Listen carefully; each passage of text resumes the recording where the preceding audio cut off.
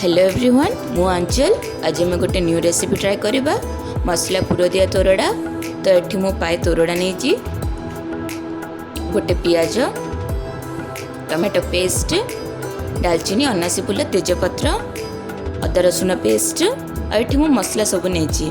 तो फास्ट आम तोरड़ा को काटिबा। तो तोरड़ा को आपण एमती मझिरू काटिबे कहीं मसला पूराटा दबा तापर या गरम पानी सिझे दबा। तोरड़ा भल भाव सिझीगला ताको आम ठंडा पानी को काढ़ीदबा।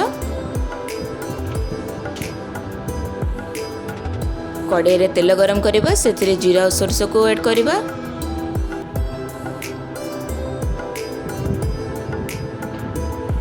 कटा पियाज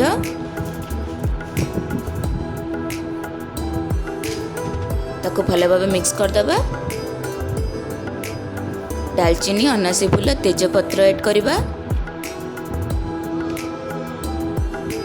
अदा रसुण पेस्ट को भी भल भाव मिक्स करदबा। तापर एथिरे आमे टमाटो पेस्ट को ऐड करवा।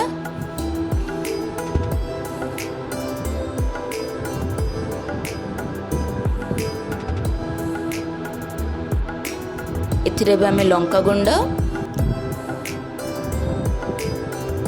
हल्दी गुंड जीरा पाउडर धनिया पाउडर आ लुण ऐड करवा। लुण आपण स्वाद अनुसार ऐड करेंगे।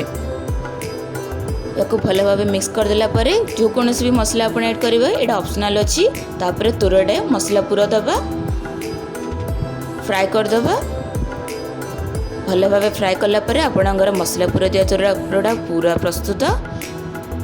मो चैनल को लाइक और सब्सक्राइब करते एमती ही न्यू रेसिपी विषय जानापी।